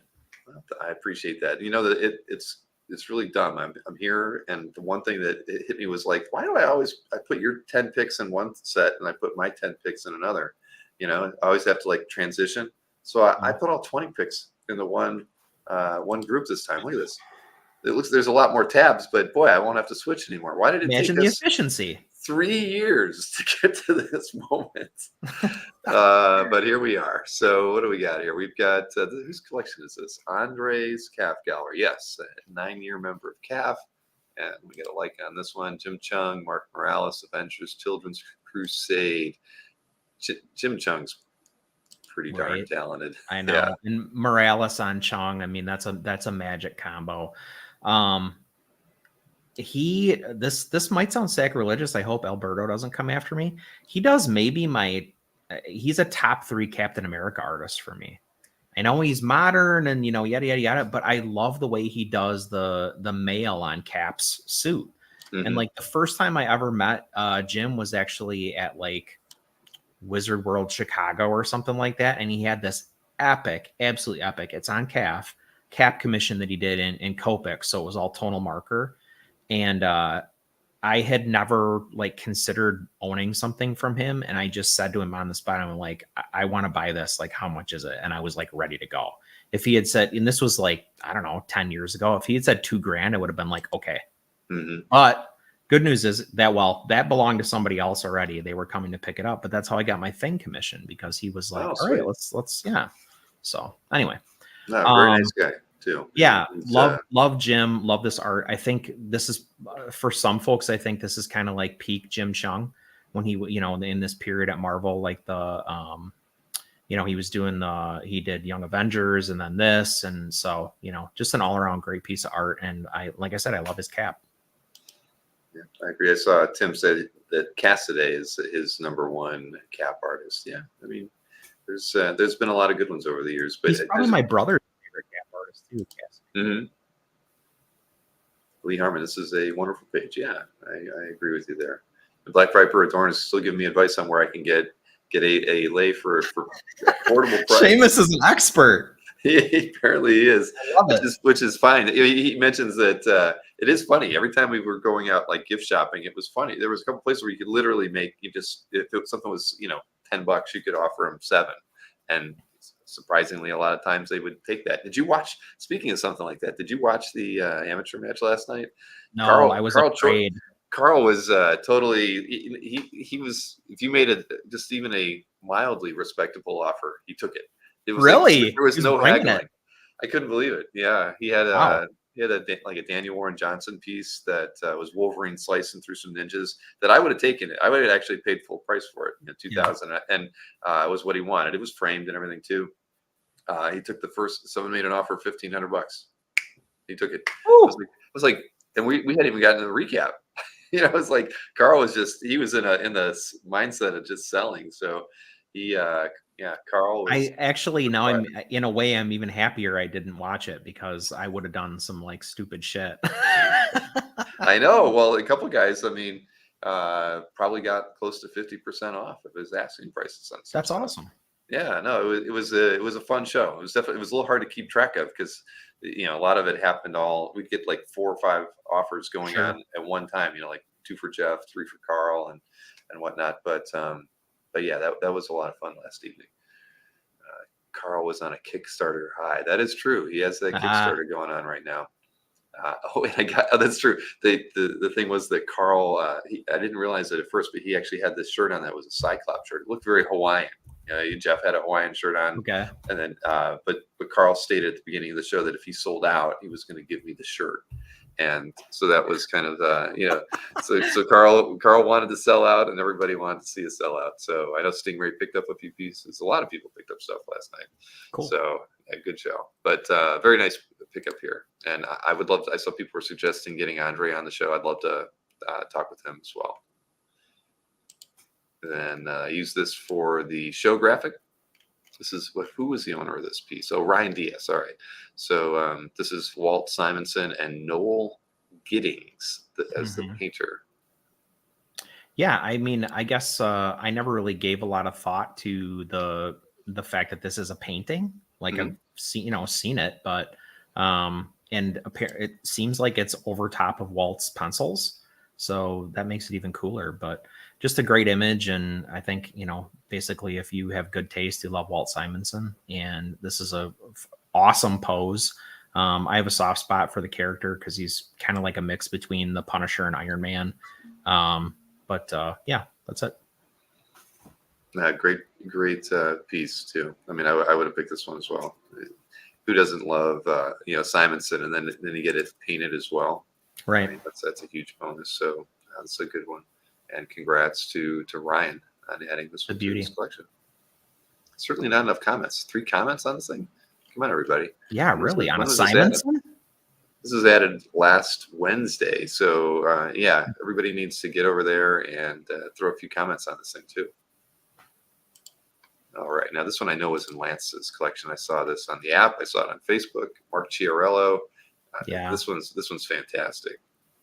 I've probably said this every time there hasn't been many times, unfortunately, which is the source of the comment, but he did not work enough in comics. I mean, he, got into that like executive editor, like, talent, like cover editor guy role. And we were robbed of like a lot more really cool stuff like this Batman Houdini book. I love the staging of the panels, like the palette is perfect. I think maybe the thing that he does as good or better than anyone is the way he puts shapes together to like, really put the illustration together. And that second panel there of Houdini on the left is like a perfect, pardon the pun, illustration of that ability. I mean, it's just a bunch of like, shapes and shading, essentially, tones. And it, you definitely know like what that is, what you're looking at, et cetera, et cetera. So he's got like, he takes kind of a minimalist approach at times, but his design and his use of color, like just makes it all work. No, I agree. I mean, like you said, Chiarello has not done, did not do enough work, and I like that now. Now that I'm looking at that second panel, that is pretty cool. I mean, using his shadow to kind of just create a very interesting shape there. I mean, the way he's handling the light on the hand. It's like some masses, you know. Yeah. Yeah, no, this is really, it's better than I thought now that I'm looking at it more. It's fantastic. Well, Lance has a good eye. He has a really great collection that he's sharing a lot of new pieces and things on CAF of late. But wow, yeah, this is awesome. I bet if we didn't get to see. Oh, there you go. I didn't even realize the man himself. I didn't either. Look at how happy he is. Yeah. The art's happy too because it's not laying on the carpet. No, it's funny. It's with the way it's lighted, you can see a little bit more details in the brushwork and stuff. Cool. Well, congrats to Lance on that one. He's got a very great piece there. Oh man, now let's see. We got this is whose collection was this now? Oh, Stefan H. And this is Guillaume March, Harley Quinn 48 cover. Yeah, his his anatomy is just it's hard to even talk about it. He draws so much from life and it really shows. And he's obviously very talented at drawing women, which is a great reason to have him drawing Harley Quinn. But it's a fun exercise, I'm sure, for him in a way to like come up with these crazy covers. She's always in some kind of insane situation, but he brings this like edge of realism to it in a way too that kind of like is juxtaposed against that like crazy scene, because he pours on the details, right? Like look at all the bricks. We love bricks. And like I said, the anatomy before, but it's rendered, but at the same time it's also kind of like free and wild, which suits the character. He's amazing in my mind. Yeah, I agree. I see a lot of his work, but I guess I don't really think of him as a really great draftsman. I don't know why, but I see a piece like this and I'm like, how could I have not really thought more highly of his work when I see how well he's handling, the inking on this and the lighting. I think it is pretty. She's impressively drawn, even though she's in crazy peril in here. But yeah, this is fantastic. Wow, not too shabby. Right, she's doing her best Miley Cyrus there. she is a wrecking. She's on a wrecking ball. Yeah. Oh my goodness. All right. Well, that's a definite one. I would have passed that one by, but I'm glad you didn't. Perfect. Now this was a 2000 AD page. Cam Kennedy, collection of Daniel Ashton, who posts a lot of 2000 AD artwork to CAF. Very nice piece here. It's pretty much anything you'd want from a 2000 AD page. Except like it doesn't have Judge Dredd on it. And he actually points out too, it doesn't have Rogue Trooper on it, but it's a page from Rogue Trooper. It's got these, I don't know, very British spacesuit designs. Like they look like they're wearing suits and ties, kind of, in like a World War I era, like brain bucket helmet, but with a breather on it, and like the designs are really fun. But like Cam Kennedy, so for me, my first exposure to Cam Kennedy was Dark Empire, right? So when he was painting, and for me to see this black and white stuff is like a real treat, because when you take the color out of it, we've talked in the past, like he does some like weird kind of like monochromatic choices when he picks a palette for a page or even for a book. Like a whole book will basically be blue and green, So when you take the color out of it, you can really like focus in on what a great draftsman he is. Yeah, very, very true. Now that you talked about the suits and everything, I can't get over looking at It's funny, isn't it? It really, it's his scarf. The breathing apparatus is funny. I love their sense of their sensibility in creating costumes and things from 2000 AD. We don't view the world in the same way here over in the US, but this is fantastic, and it is an end page too. This is really great. And so many of those end pages have such great little like gags and payoffs and stuff like that in 2000 AD. So that's great. Yeah, we're in merchandising. That makes you really wonder what that story is about. Now, great pickup for Mr. Ashton. All right, next up we have a Dale Keown and Bob McCloud inked. I didn't realize that cover. And this is in Dino's calf gallery. And if you're gonna post the Keown Hulk cover, I feel like we'll talk about it every week, because there are a good number of them, right? Like he had a nice long run in the book, but they're all bangers. And the fact that this has the Defenders on it, what else do you really need to say? Yeah, no, he gets Submariner and Doctor Strange on it. This is a keeper. Yeah. McCloud brings a little bit of a, I don't know, more Bronze Age feel, I feel like, almost, to the inks. Like it's not like totally what you expect when you see Keown, and I think it's kind of a cool, like a good thing. It highlights the the fact that it's like the Defenders on there. Yeah, no, I see what you're saying on it too. Bob comes from that era, I guess. I mean, that probably helps, but it's funny. He doesn't. It's obviously Keown, right? I mean, just from the figurative work, the faces, But you're right. Just a little bit in the way he's handling the inking here just sets it off to be something a little bit more special. Yeah. Wow, Dino's got a great eye. We all know that. Oh, geez, yeah. But congrats, Dino. This is fantastic. Yeah, it really is nice. Man, remove red lines from black plate. I guess I didn't see anything on there. I'm just curious of that note, but still, nice pickup, Dino. Then Tony Moore, free agent cover. I mean, Tony's just a great illustrator, of almost anything. But him drawing creatures like this, and it's funny. Wait a minute, now we have almost a similar. Well, not the same suit, but a rebreather in a bubble. Yeah. But, that's very Silver Agey, like kind of Buck Rogers vibe that the like technology in that book had. It was such a fun, like, well designed, like well thought out. Fear Agent was such a well designed, well thought out book. I wish Tony would have done more of the interiors and stuff like that, but some great artists, that was kind of a launching point for them too. So it's hard to lament, right? But these covers are they're incredible. And like for me, I think we all kind of knew Tony from Walking Dead, like probably first or right around there anyway. This was such a cool, fun departure for me, to get away from drawing zombies and start drawing aliens. Yeah, no, agreed. This is a really great piece. Who? I didn't check. Oh, Robert C. Okay, I don't think I've been in Robert's cap gallery in a while. Let's go back and dig through there, see what else he's picked up of late. He's been buying at Comic Art Lab. He's got 4 thumbs up, so that's a good thing.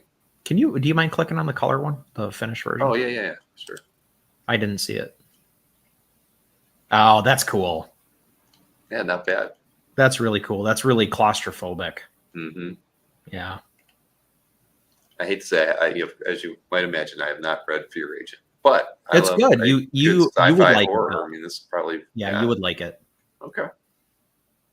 I will leave this tab open after the show and see if I can't figure out. I mean, they must be in trades by now, right? I can pick up some. Oh God, yeah. There's big old like omnibus versions of them.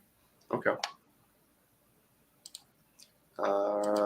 Next up, this was this was an Adam's collection. Adam Law, our resident videographer, and he's done a few interviews. Yes, he's done a great job on many things. And it's funny, when you see a piece like this, a lot of, and it's not to say Adam collects like, I want to say like dark artwork, but there's something a little bit oppressive about some of the artwork that he collects in a weird way. I don't know. It's like maybe it's the style, and I don't mean that in a negative way at all. I just think of some of the stuff that he's done dramatic readings for, and there's a weight to them that. I think that's fair. And I see a piece like this, and I'm like, this belongs in his calf gallery. A scene of war like this from 1973, a paperback cover. It fits perfectly in with the rest of the stuff that he's been collecting. Well, I thought what was so cool about this is how it's like basically graphically split. Like if you look at the whole piece, you really have like, there's a lot of, you can't say it's dead air or dead space, right? There are some like ruined buildings in the back and whatever, but it has so much weight at the bottom of the piece. And like, part of me wonders, like, obviously they had to make room for like the title of the book, and those guys, because it was a paperback cover. But when you see this not in that format, it makes the composition like really interesting. It's very bottom heavy, and most of the stuff is happening on the right. And when you think about it, okay, well, it's a paperback book, like that's the front, this is the front, right? And that's the back, or how I'm sure that's how they did it. And so the back left a lot of room for type, like you put your little synopsis or your quotes on the back or whatever. But when you see something like this in this format, it like you have to think about the art and not the product, right? And it's interesting when you look at it that way, because it does make for like an odd but like very graphically interesting composition. Yeah, it really does. Now, did he? Oh, he did put. Okay, I didn't check to see how they published it, but no, that fits perfect. But yeah, that's true. And I actually have a piece of artwork that I think was for a paperback that I picked for mine as well. And there's just different design choices that those artists have to make. And, and even though you think, oh, the title is going to fill the same amount of space on a paperback cover as a comic book, but you do see, at least generally, different spaces being allotted for the logos and anything else that might go in there as well. So secondary, yeah, you're right. Thank you, Marcus. I got it. Yeah, no, very, very nice pickup for Adam. Congrats, my friend. Let's see here. Now we've got, this is in James Kaplan's Calf Gallery. A lot of people joined in 2020, but the pandemic brought a lot of new calf members to the site. Now the artist on this one is Robert Gill. We talked about Robert before? I don't think so. I was just going to say, I picked this because I wasn't familiar with Robert, and like, this is a great, just straight up ass kicking action page. And the slanted panels, like it's a gimmick, but it works, right? So you slant the panel this way, and then you slant the action lines the other way, and you get this in like inherent dynamism that's like already on the page before you start even putting figures down, essentially, or before you start really dialing in what the figures are doing. So it's it's a Wolverine page, so it's got some blood and guts, but I just like, this is good, clean, like, I don't know, dynamic artwork. I'm a Robert Gill fan now. Yeah, no, it's got a little like Cully Hamner to it, if I'm not, Yeah, no, I can see what you're saying there, but yeah, I thought the same thing. I didn't recognize the artist when I first looked at the page, but I was blown away with the layout, and I thought the action in it was done really well, and I was actually a little surprised at the level of gore in this piece as well. It is called Blood Hunt. Yeah, well, that's why I went back and I looked at the title, and I'm like, all right, well, I guess that was what they were aiming for on this thing. She found it. She found the blood. she does. I mean, yeah, right. You get him in the heart, you get him in the neck. Yeah. She's like, it's inside these people. We're full of blood. Exactly. But here, I got to see Robert Gill. How many pieces of art on Calf? Really, 138, if that's true. I mean, sometimes names get mixed around, with a Gill or a Robert, is that a Deathlock commission right there? It actually is a Deathlock commission. Can we see that? Ooh, that's pretty tight. That is pretty nice. I like that. Dang it, who is Robert Gill? We're going to have to do some research and find out. If he's in Orlando, we might have him coming to OAX next year. You never know. But yeah, good stuff. You can thank me later, Robert. Yeah, that is cool. That is so weird. It happens all the time. There's so many artists out there that, you just can't know everybody. But it's funny. Dan Cardi wants you to click on his Robert Gill piece. Oh, Dan. All right. We're taking requests now. All right. Where is Play Dan? The hits. When did you add it, Dan? Let's see. We got to figure out. I'm trying to find the names. Josh McCoy has a lot of. Yeah, he does. Hey, Jeff Wedding. Here's one right here. X-Force, Hickman era, in Dan T's Calf Gallery. Yeah. Oh, that's, I feel like nice. I have seen this piece. All right. I've been in Dan's Calf Gallery a few times, but yeah, no, this is really nice. Dan, did you follow Dustin Weaver on this book? He's in Boston, says Dan. Okay. Or did this have covers by Dustin Weaver? Yeah, very nice. Get a little wash tone on there. Kind of Cassara-esque. Yeah, a little bit. You're absolutely right. He followed Cassara on this book. Okay. That makes even more sense. Yeah. Okay. Thanks for confirming, Dan. Thank you, Dan. You're 10 credible. Taking requests from the chat. So now this is in Matt E's Calf Gallery, right? Yeah. I remember reading that when I was looking at this piece. A lovely piece by Travis, but color like this is, it's not, I don't. It doesn't translate. No, well, the thing is, it's funny, you don't think it with Travis in particular. I don't picture him like going so crazy, on a piece where he's just using this red as a highlight around the figure, that ultramarine green. I mean, it just doesn't, I associate him with those Space Girl images, and things are kind of monochromatic and flatter. Even I can think of a couple X-Men commissions that are in color, and I just don't see it. But the stuff he's been doing the last few years has these really like saturated, like rich, colors to it. And this is, definitely a good example of that. I actually love, so kind of furthering what you're saying, we also kind of associated with them like hyper detail, like everything is like really orderly. It's like, tightly rendered and, drafted perfectly. But this is not that, right? Like it's bumpy in places. It's, wiry in places. There's like suggestions of stuff. Like this is growth for him in a lot of ways, right? Like stylistically, because he's not in there like dialing every aspect of this into like the most finite detail. Like there's stuff that he deliberately left out, like basically the right part, or the right side of Spawn is like mostly in shadow, right? That's gone. But then there's those awesome raggedy little edges to the cape, and then he did that like, again, kind of like oversaturated like hue around the character. And I just love this. Yeah, no, me too. This is it is a departure in a lot of ways from some of his other stuff, but very, very nice.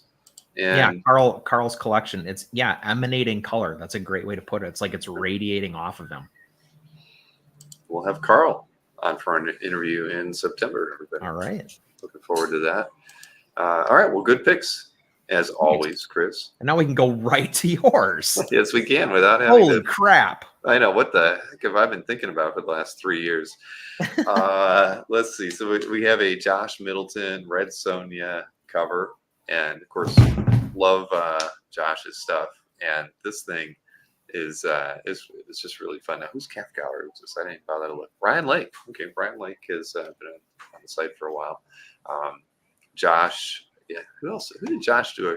Josh did a really nice piece at San Diego for John Higashi, I think. So, so I've just been seeing Josh's work a lot. Josh is somebody who will be coming to OAX as well. We haven't really worked things out with him fully yet, but I mean, he's coming. But I don't know. I just love Josh's stuff. He's a great draftsman. Yeah, and, that's incredible figural drawing right there. And no, Tim, he is going to be going to OAX. We had Kazra and I talked with him. We'd already talked with him before San Diego and said he was coming, but when we were at San Diego, we let him know that we've been very busy and we'll be getting in touch with him really soon, and probably getting him on the channel for some announcements here in the near future, I'd like to think. But yeah, I just love Josh's stuff, so it's going to be fun to have him at our show all the way from Tokyo. That's I think probably the furthest we'll have a guest coming in from, at least for next year. But yeah, good piece here. And congrats to Brian on picking this one up. This looks like, and to me, does this look like a photograph to you, or do you think it was scanned? It looks like a photograph because it's just it's a little like not there. Yeah, I'd like to think it would be a little bit. It's not as dark as that. That is so fun too. Her facial expression. It's got a little like Frank Cho, Amanda Connor feel to it. Sure. Yeah, no, this is great. Well, Brian, congrats on that one. Yeah. Let's see. Okay, Gene Colan, Rob Hughes piece. Oh, hey, man. I'm a sucker for anything by Colan when it's done well. And who was the inker on this one? Oh, Alcala. Yeah, that makes sense. Yeah. But this is, I love this thing, man. And and it was funny. I looked at the figure and I'm like, I don't know who this villain is or whatever they are. You know, I mean, you Yeah. see Robin in the first panel, these really oversized, Ash or whatever, I guess, or Crash. Okay, it's Crash. Mhm. It's the over there. But the angle on this thing is fantastic. But again, I'm like, who the heck is this? So it was funny. It was reading the description, and then somebody can go back and read it because they wrote a lot. Ooh. Yeah, Rob put a lot of effort into this description. Yeah. But he was basically saying this is like one of the earliest Batman villains. I had no idea because I don't know. What do I know about Batman? I just know good art when I see it. But I enjoyed reading Rob's post about this too. And that everybody knows I'm pretty brief when I write anything about a piece of artwork I buy. But I love it when I see Or nothing. Or nothing, right? I've written nothing. Sometimes I've only just put the size in there. It's an 11 by 17 board. Done. Yeah. But yeah, you could tell, he had a lot to say. And again, this piece of art is just so damn good. That door is busted, right? I mean, it's just remarkable. And what I really love about this actually is like how full that makes the page appear. Like those figures on that page, they're big. And like it's splashy, but it's like not a splash. And so the fact that he chose to like portray the figures like that big and like still manage to show like they're smashing through a door, there's the big, like it's such good use of the paper, such good use of the size of the paper. Yeah, no, I completely agree. Yeah, I really, this is, the more I'm looking at it, it's like I would own this page of art. I mean, it's that very nice. Cool. And like I can't think of Alcala inking over Colin, but I mean, I'm not the biggest Colin devotee, so. But I love Alcala. That's phenomenal. Yeah, he did a great job on this piece. Yeah, I saw Tom saying 5 months until OAX. I don't need to hear it anymore. Easy Tom. Yeah, so this is in George Hagenauer's collection. And so I don't know if this was a paperback cover or not. It certainly looks like it should have been, right? What is it? Looks like an album cover. It does sort of look like makes me think. It does. I didn't even think I don't know this band. Okay, but he's got one heck of a fro, right? But I guess that's Fu Manchu in this thing. I just, when I see artwork like this, it just makes me respect the artists who like like in the piece from Adam Law's collection, right? Who just toiled away at paperback covers, but were really talented painters and artists. And this I don't know, I don't even know anything about the story or whatever, but as a work of art, I think this is great. I love the choices that the purple is kind of the thing that's kind of pushes everything to the back, pulling the figures forward. I mean, this guy looks scared to death. I mean, that kind of stuff is hard to do, and in doing it in paint, right? I mean, at least when you're working with ink on paper, you can use whiteout and fix things up. But I mean, I know they're painting, but so this thing came out, it's just great. And I don't know, I think that there's probably a ton of this artwork out there that isn't on CAF or seen by anybody because people don't think it's worth anything. And I see a piece like this, and I know that George collects a lot of material, around this time period and of this kind of genre. And I'm just so happy to see stuff like this on CAF. Yeah, this is cool. I like how he managed to wedge so many of the story elements into like this one image. Right. You got Big Ben there, the tarantula. Yeah. Fu Manchu's clearly there. Mm-hmm. And so artist was Len Goldberg on this one. I'm not familiar with that name, but I'm sure there's got to be a few other pieces on CAF probably in George's collection. Then now whose was this one? No, this was in Daryl's Darkness, Will Spertasio cover. I just had to pick this one because it was just so much action on this thing. He's crammed so many demons in this piece. I love it. I love and this is kind of cool because he's just kind of letting all the demons flow into the area where you would have the logo and everything, and it's okay. He doesn't really care how they're going to treat it or cover it, and it's fine. But this thing is this is a great piece. And it's I commented on this, and what I said was like the upshot, like the angle that he chose to shoot this from, really gives it like you feel those demons like coming over the top, right? Because you feel like you're under them. And then the way he like spotted the blacks on Jackie's legs, I mean, it really it heightens that whole thing. All right. Tim says I need to call them Darklings. Darklings, yes. I'm sorry. I've read only a very little bit of Darkness. I hate to say it, but at least I've read some. But Darklings, I did not know. Yeah. All right. Well, I've been corrected. Thank you, Tim. But yeah, no, I think it's cool. And it's funny. This one's like weighted like that. That cover by Adam, as a matter of fact, in the same kind of way. Ironically enough. Except there's a ton going on at the top. Exactly. That is the major difference there. So thank you, Nick, for getting us to 53 likes. So next up, Ruben. I was going through stuff, and I actually kept coming back to this one. I love the architecture in this piece. I mean, it's so well done. And let's see if I click on it. Yeah, I can. Like here, where a spotlight, a searchlight is on the wall, just softening all that out, so it's just mush, right? But it's sitting right next to all these hard edges from the roof to the bricks in the wall. It was in this first panel alone. I mean, it was almost impossible for me not to pick it because it's just so wonderful. I mean, Perkins has been doing great stuff for so long, Best of his career. And getting better and better with with everything he does. And I love the hint of Batman on the going over the wall here. Every panel, basically, there's an itty bitty little bit of Batman. Exactly. And then even here, they're just reversing it out, the light. I mean, it's and then what was so funny about this to me was he says in the title, like, Mazzucchelli-esque, and I was like, no. And then I saw the Batman at the bottom, and I was like, oh, okay, yeah, now I see. Yeah, the reference to what is it? But I can't remember what piece that was, but the same sort of thing, right? Exactly. I mean, you've seen that Mazzucchelli do that numerous times before. So Carl says the book was beautifully drawn. Some of his best work yet. Yep. Can't argue with you there. So congrats to Ruben on picking that one up. And I got my like on that one. Then Outsiders. I was trying to stretch myself here and try to pick some DC stuff. Oh boy. Kareem's the owner of this piece, and it was Garcia Lopez, inked by Aparo. Wow. I just thought I love the layout of this. I don't know about the guy and the man in the moon shooting whomever that figure is in the front there. I didn't. That's Eclipso shooting, and it's Halo in the front there. Ah, see, I thought that's why you're here, Chris. But I liked it. Maybe that's Looker. I can't totally tell without color. Nick's giving me props for that one.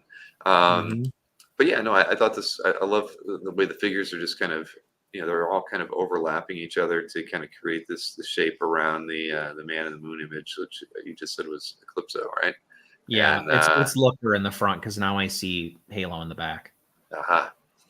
So yeah, the composition on this thing's great. It looks like it's an island scene. I'm on the islands right now, right? There's a lot of palm trees in the background here, but it's a busy. There you go.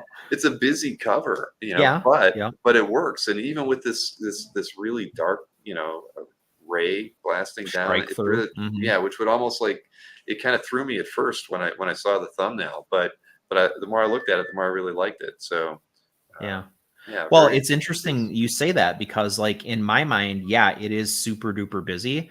But look how they dropped out they dropped out the palm trees. And then to me, the Eclipso ray, like, coming down the middle actually, like, gives you a little, like, break, right? Gives your eyes a break. Because then you're like, oh, okay, Batman's over here. And then, Yeah, no, this is, well, good. And again, the Kareem has a very, very great collection on Cap. So, and another excellent piece. You might like Outsiders, Bill. You think so? It's a little bit like if Batman was Professor X, and, like, you think about the Outsiders like as his X-Men, you might like Outsiders. All right. I'll leave. I will make a note of that. You might. It's a might. Well, hey, I've got time on the plane coming up. I could maybe download something, and I'll give it a try. I'll let you know next week. All you need to know is that Geoforce is basically Cyclops, and then you just take it from there. Thank you, Marcus. I didn't say that though, but I know that I know what you meant there. All right, but I'm surprised that Jason seems to know a lot of DC stuff here. Look at him. He's throwing. He's growing as a person. He is. He's branching out. Someone buy Bill a trade I can find something online. Then this was a Mobius piece, and this was an AMR1's Cap Gallery, another collector who has incredible taste. This was like it was really big too. It was like 2 foot by 1 foot. Oh wow. So, I mean, just look at. I mean, I don't know. How do you not pick something like this? I mean, I know they're they all kind of during this period. His stuff has a very similar feel, but come on, I mean, I'd love to have a piece by Mobius in my collection. This thing it's got such depth. Whatever this, wow. This Look at that perspective. Yeah, this thing is amazing. And what's so cool to me about it is you get the depth. Like, okay, so the line weight is the line weight is the line weight, right? Mm-hmm. But you get the depth just from like the subtle curve that he put in that wall, and then the way he shot the way he positioned the quote unquote camera on the edge where the lizard is sitting. Mm-hmm. Like, that's so brilliant. Yeah, it's amazing. Shoot. But it's cool seeing, because I don't think I've ever seen this piece before. I'm sure there's a lot of work out there by Jean Girard that we've that nobody's ever seen. And his stuff is so coveted, and being as it should be. Exactly. And being, a lot of his work probably is in European collections, and we know a lot in museums and in Lucasfilm archives and so you just don't get to see it too often, and a lot of those collectors as well aren't, they're not open to kind of sharing them publicly. So I think this is great piece. That's one of the best I've seen in a long time. All right, we only got a couple more here. But I had a back to back. It was a companion piece, right? I had to pick this one. It's Gabriel Walta, who we've talked a bit about, because of the work on vision that we're looking at numerous times. This is in Matt Tick's collection, and it was a mashup between Star Wars and Mobius. And I just thought it was fun. I mean, what a fun idea. And I think I read that Matt went to Gabriel and said, gave him artist choice. I want you to, do something from Star Wars or do something, Mobius inspired. And so he did both in one piece. What a great idea. Yeah. I like the palette too. It's the whole thing really has a Mobius feel. It does. Oh wow. Look at that. Close up, it's way better. Man, that's great. Agreed. All those little tick marks and like the random dots. Oh, that's good. Yeah. Somebody else is going to ask him to do something like this, and he probably he could do a series. But I think that's when Matt said something like he knew that these were two things that storylines that he's talked a lot about. These are things that that were big influences on him as an artist. So he said, "I'll give you a choice. Do either or," and he does both in one. Wow, that's so cool. Then I don't know who had this one. Whose collection? This was in. Gosh. Amadeo BC. I have no idea who that is as a collector. 7 years on CAF from Italy, but this great V for Vendetta page. So they're not premium, so we can't really zoom in on the image. But I don't know, every time you see a V for Vendetta page, you're always I'm personally always blown away just by the fact that especially when you're looking at, like, say, a panel like this, so many things aren't drawn, right? Nothing's very outlined. stark. Yeah. I love the lighting in there that makes that panel just be so unique, and you see it throughout all of V for Vendetta. That kind of similar style. But I love this page. Yeah, it really gives you a feel. Like, the art is such a big part of like the atmosphere of the book. Indeed. So congratulations to Amadeo. Great page. All right, we got two more here. Was this James? I think this was James. When is James going to stop buying art? He always keeps picking up some good stuff. Exactly. Deadpool 18 cover from 1998. Walter McDaniel and John Livesey. I just, it just kind of like everything you'd want, like a 2-character battle piece, I think, and basically just kind of keeps you going round and round, right? With their weapons, the action, and the punch.